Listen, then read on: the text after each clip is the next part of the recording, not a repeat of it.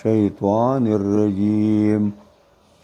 بسم الله الرحمن الرحيم الحمد لله فاطر السماوات والأرض جاعل الملائكة رسلا أولي أجنحة مثنى وثلاث ورباع يزيد في الخلق ما يشاء إن الله على كل شيء قدير ما يفتح الله للناس من رحمة فلا ممسك لها وما يمسك فلا مرسل له من بعده وهو العزيز الحكيم يا أيها الناس اذكروا نعمة الله عليكم هل من خالق غير الله يرزقكم من السماء والأرض لا إله إلا هو فأنا تؤفكون صدق الله مولانا العظيم. سورة فاطر شروع کوم. نو دیتا سورة فاطر زکا وایی چې دی صورت پر اول سر کې د فاطر لفظ راغلی دی او دا د الله رب العزت صفت دی او نومی دی. نو دا راواغستی شو دی صورت ته نوم کېښودی شو نو سوره فاطر شو او مکی دی د نبی علیہ السلام د هجرت نه مخکې نازل شوی دی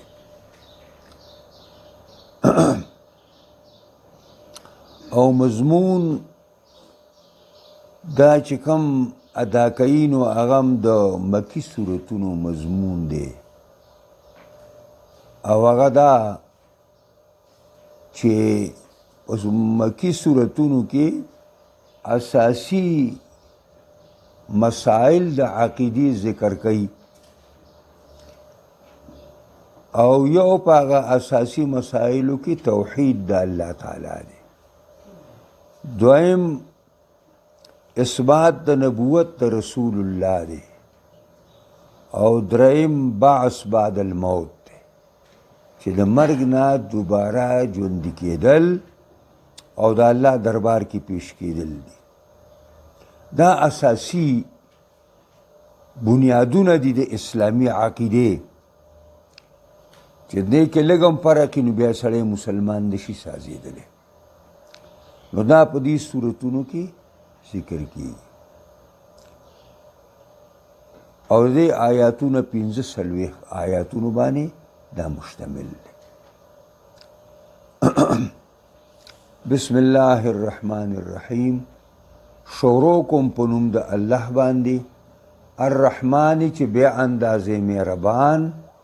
او الرحیم زیات مهربان دی. الحمد لله تمام صفات کمالیه او تمام صفات د الوهیت لله ثابت دی الله لرا یعنی مستحق الله دی. داسې الله فاطر السماوات والارض چې ناشنا پیدا کوونکی د اسمانونو د ځمکو دی. جاعل الملائکة رسلا او ګرځونکی دی فرشتو لرا رسلا استازي پیغمبرانو ته. داسې رسل اولی اجنحتن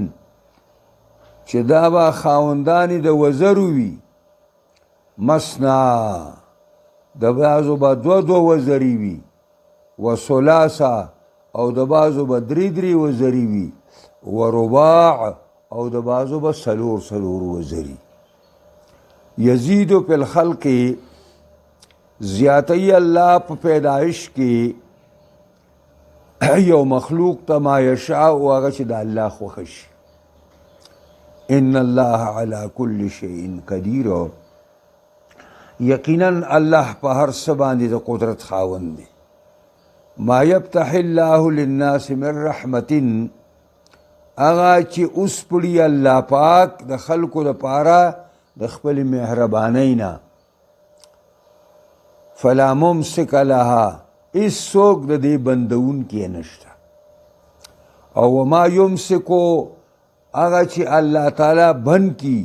فلا مرسل له من بعدی نشته دې لپاره څوک خلاصون کې پرانستون کې من بعده پست الله نه وهو العزیز الحکیم دا الله زور ور حکمت والا دی یا ایها الناس اے خلقو اذکروا نعمت الله علیکم یاد کئی نعمتونه د الله په ځانونو هل من خالق غیر الله یرزقکم ایشتری بل خالق سوا د الله نه چې تاسو له روزي درکوي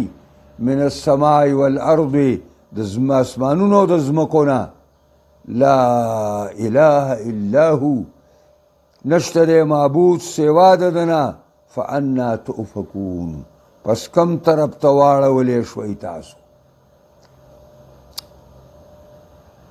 دا د دې ترجمه وه حمد اصل کې په لغت کې ستودن ته وایي د چا صفتونه کول او په اصطلاح کې حمد وایي الثناء بالجمیل على جهة التعظیم والتبجیل دا معنی ده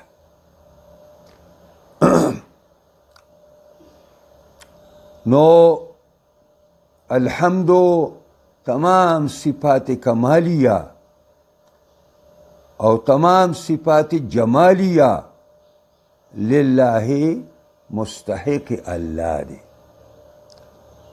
وللہ کی دا لام دا پارا دا استحقاق دے دا حقداری دے او دا لام دا پارا دا اختصاص دے دا تمام صفات مختص دی پا اللہ پوری او منگا چے دی خلقو صفتونه کو دا هم پا حقیقت کی دا اللہ تعالی صفتونه دی ځکه پر انسان کی دا صفتونه چا پیدا کړي دي دا پکې الله پیدا کړي دي او الله اسم لذات الواجب الوجود المستجمع لجميع الصفات الكمال دا دا الله ترجمه ده فاتر دا د فتوره نه دی او فتوره یفترو فترن دا په معنا د شق او د شلولو باندې دی خپله معنا دی دا شلول تاسو قرآن کې وایي که نه والسماء منفطر به اسمان به راشلېدلی په دې ورځ باندې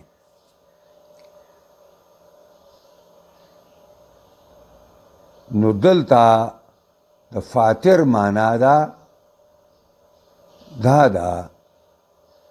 پیدا کوونکی معنا ده خالق معنا ده خو صرف خالق نه یعنی هغه ذات چې اسمانونه او ځمکې پیدا کړي دي بغیر د نقشې نه من غیر سبق مثال مخکې مثال نقشې ته وایي یعنی مخکې څه نقشه نه وه چې په هغه نقشه باندې دا اسمانونه پیدا کړه او ځمکې پیدا کړه نو الله رب العزت مبدع دی او الله رب العزت خالق دی نو اسمانونه پیدا کړه اوه او ځمکې پیدا کړي اوه نو دا دونه لوی اسمانونه د پیدا کړي دي او دا دومره لوی ځمکې د پیدا کړي دي بیا اسمانونو کې چې څه دي دا هم الله پیدا کړي دي او په ځمکو کې څه دي دا هم الله تعالی پیدا کړي دي او څنګه چې فاتر د الله د پاره صفتونو جاعلم صفت دی ځکه خدا موږ مجرور وایو چې لله د لام د وجې نه مجرور دی نو فاتر د دې وجې نه مجرور دی چې صفت دی د الله او جاعل دې وجې نه مجرور دی چې صفت دی د الله جاعل الملائکتی ګرځون کې دی فرشتو لرا رسولن استازي دلته رسول جمع د رسول ده او رسول اصل کې استازي ته وایي او پیغمبر ته ذکر رسول وایي چې دا هم د الله د طرفه استازی دی مخلوق ته. نو الله رب العزت فرشتي استازي را لېږي پیغمبرانو ته او را لېږي فرشتي استازي ډېرو کارونو ته. څوک په دې باندې مقرر دي چې هغه پیغمبرانو ته وحی راوړي او څوک په مختلفو کارونو باندې الله تعالی لګولي دي. او داسې فرشتي او رسول اولی اجنحتن چې خاوندانی د وزرو دي دوی له الله تعالی وزرې ورکړي دي. نو د بعضې فرشتو دوه وزرې دي مثنا اثنین دو وزرې دي د بعضو او د بعضو درې وزرې دي. نو یو وزر یو خواشه بلبل شو او کېدې شي دا یو وزر یې پرې شا کې د پاسه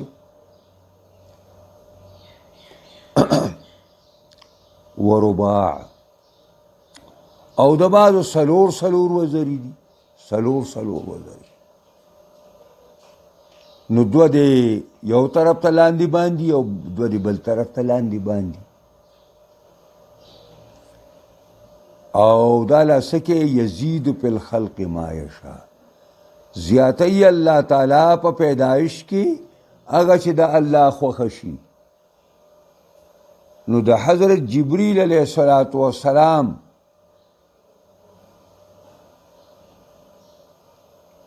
د جبریل علیه السلام 600 وزرې دي 600 وزرې. اوس الله پوهیږي چې دا 600 وزرې په څه طریقه باندې دي او تفسیری روایات دي چې د معاذ رضی الله عنه نه چې نبی علیہ السلام ته جبریل ویلي کتا اسرافیل ولیده وی هغه 12000 وزرې دي 12000 وزرې دي او د الله عرش د هغه په اوږو پروت دی الله عرش. نو ویزید فی الخلق ما یشاء نو هغې له دونه وزرې ورکړي دي او د یزید فی الخلق ما یشاء دا معنی هم ده چې الله رب العزت چې دا مخلوق پیدا کړی دی نو په دې کې اضافه ورته کړې ده د چا په سترګو کې داسې ملاحت او نمکیني پیدا کړي څوک یې ښایسته او ډولې پیدا کړي څوک یې د بدن په لحاظ سره مضبوط او لوړه او قوي پیدا کړي او د ډېرو دا اندامونه بالکل برابري او بالکل معتدل او برابر الله تعالی ګرځولي. دا ټول په یزیدو په الخلق ما یشاء کې دننه دي. ان الله علی کل شیء قدیر الله په هر څه باندې د طاقت خاوند دی. نو که چاله 2 ورکوي نو هم ورکولی شي که 3 ورکوي نو هم ورکولی شي او که 4 ورکوي او که دې نه په سوونو په زرګونو ورکوي نو هم ورکولی شي. ما یفتح الله للناس هغه چې اوسپړي الله د خلکو دپاره من رحمتین د مهربانۍ نه یعنی الله رب العزت خپل مهرباني په خلکو باندې راولیږي. نو دا مهرباني 2 قسمه ده. یو مهرباني جسمانی ده. نو جسمانی معنا دا چې رزقونه الله ورکي پوشاک او جامه ولا ورکي سکاک او سکلو سامان ولا ورکي او دا مختلف نعمتونه چې انسان په دنیا کې ژوندې پاتې کیږي دا دیتا رحمت جسمانی وي او یو رحمت روحانی دی رحمت روحانی معنا دا ده چې الله پیغمبران را لېږلي دي الله آسمانی کتابونه را لېږلي دي او د هغې په ذریعه باندې الله د خلکو اصلاح کوي د یو صحیح عقیدې او د صحیح عمل په باره کې ورته دغه ورکوي نو صحیح عقیده خو صرف په دنیا کې د دیوبندیانو ده د دې نورو خلکو خو ټولې عقیدې خرابې دي اورې ځکه چې زمونږ په باره کې وایي د جماعت اسلامي والا و عقیدې خرابې دي سړی ورته حیران شي که نه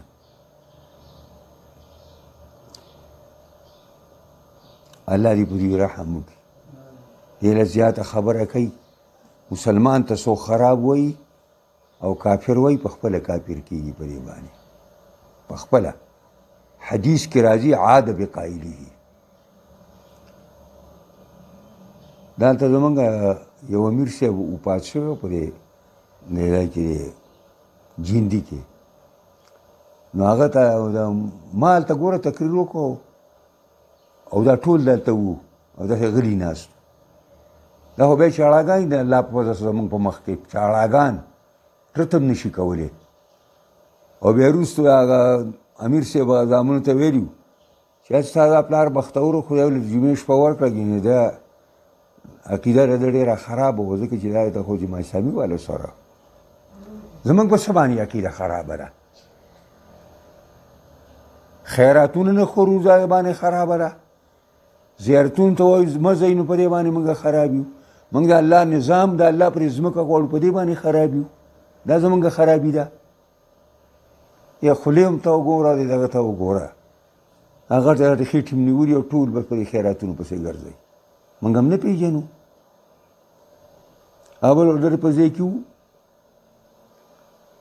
داسې یو ځای موږ په پینډه ناست وو او 3 ځله یې وله راوړي 3 ځله د دغه میلمانو د سرور 3 ځله یې وله راوړي او خلاص یې کړي او موږ ته یو ځای ایښې وي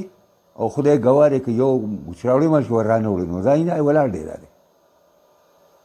دا دونه خېټواګان دي او پکې په خلکو پسې خبرې کوي نو ما یفتح الله للناس من رحمت هغه چې اوس پړي الله د خلکو لپاره د مهربانۍ نه مهرباني جسمانی وي او که هغه روحاني وي فلا ممسک لها هېڅوک یې بندوونکی نشته چې الله دله څه درکوي د دنیا را تمام مخلوق دی راجمع شته نه به بند نه کي او وما یمسکو فلا مرسل له څوک چې الله هغه شی چې الله بند کي چاله نه ورکوي فلا مرسل له نشته دې لپاره خلاصونکی او لیږونکی من بعده پس د الله نه هېڅوک چې الله دله څه نه درکوي که دا تمامه دنیا یې درکوي نو نشي درکولی زموږ خو دغه عقیده ده نو او وهو العزیز الحکیم او دا الله زورور حکمت والا دی زورور دی او د حکمت والا دی نو زورور دی چې څه کوي د ده په کار کې څوک اخوا دېخوا کولی نشي دی به د هر چا نه تپوس کوي د نه به هېڅوک څه تپوس نشي کولی او حکیم دی هر کار کې حکمتونه دي یا ایها الناس دا دې ته خطاب عام وي اے خلکو اذکروا نعمت الله علیکم یاد کئ نعمتونه د الله په ځان باندې چې الله در باندې کوم نعمتونه کړي دي دا هغه نعمتونو ذکر وکئ یاد کئ دې لره په ژبه باندې هم یاد کئ او په زړه باندې هم یاد کئ ذکر قلبی هم وکئ او ذکر لسانی هم وکئ او د دې ذکر کولو معنا دا ده چې دې شکریه ادا کئ دا نعمتونه په هغه طریقه استعمال کئ چې الله او رسول درته د هغې طریقه ښودلې ده په هغه طریقه باندې او په دې باندې الحمدلله او شکر له هم ووایې فهل من خالق غیر الله آیا بل پیدا کوونکی سوا د الله نشته وګورئ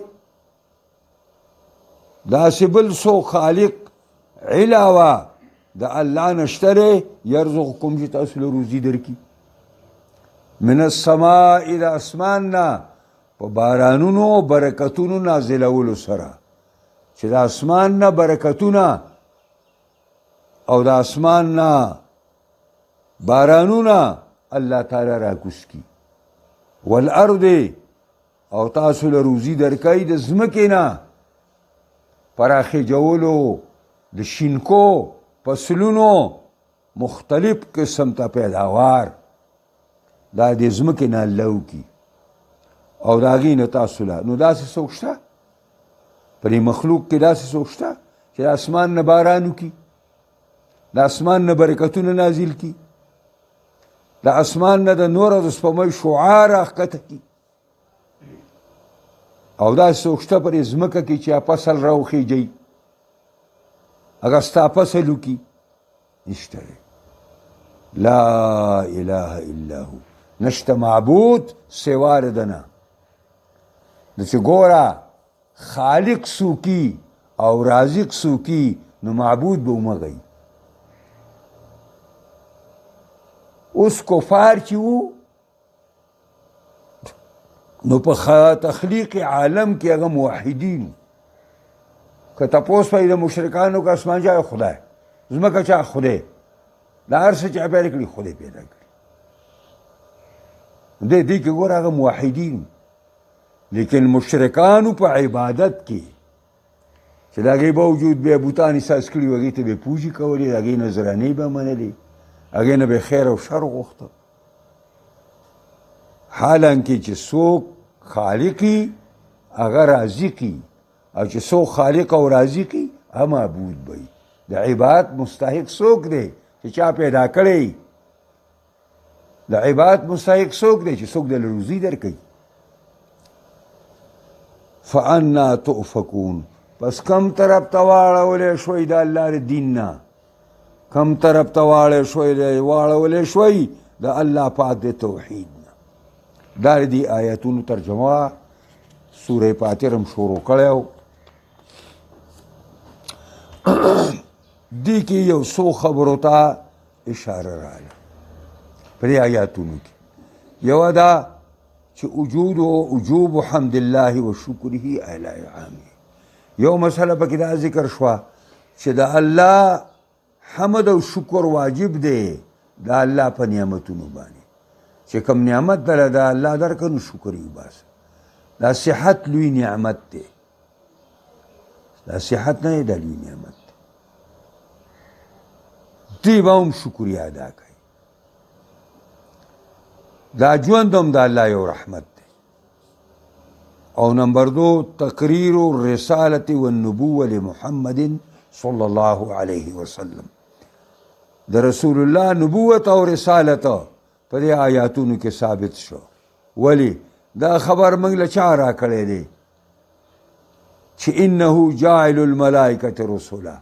دا موږ ته چا ویلي دا د پیغمبر خدا ویلي نو ځکه ویلي چې پیغمبر دی که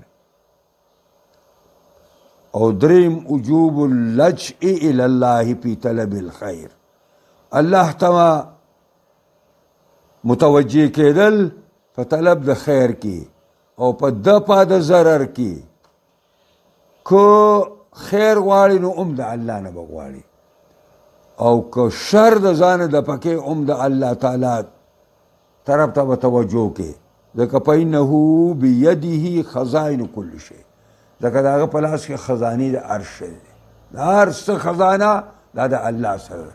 ان من شیء الا عندنا خزائنه قرآن کې ذکر دی ان من شیء داسې یو شی نشته مګر د هغې سټاکونه د هغې خزانې د الله سره دي